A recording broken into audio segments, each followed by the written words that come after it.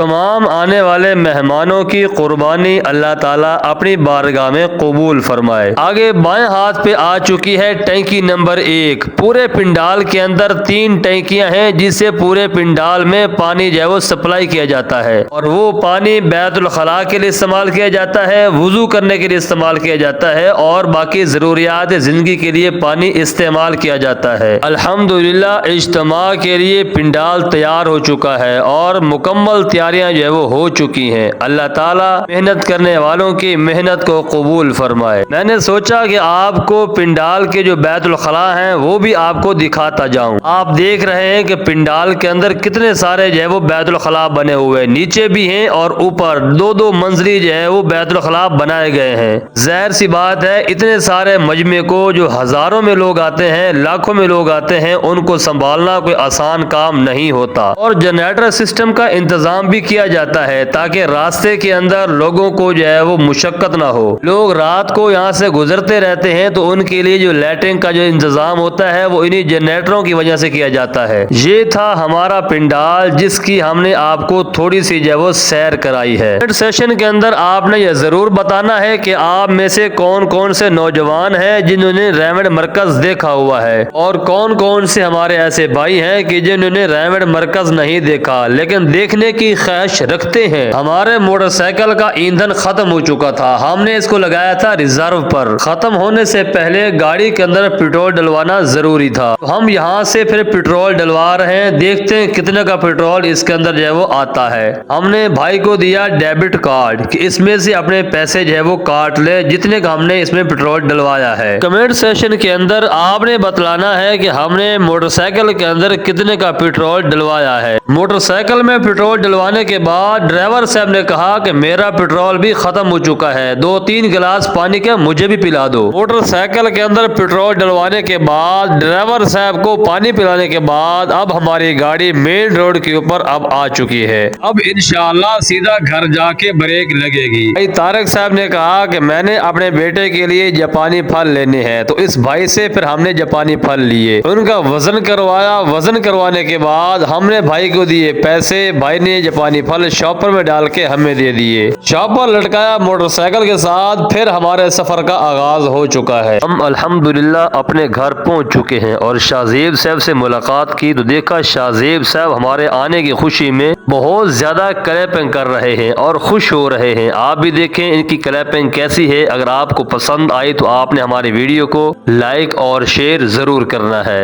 Comment session کے اندر آپ نے یہ بھی بتلانا ہے کہ ہمارا آج کا ویلاگ آپ کو کیسا لگا۔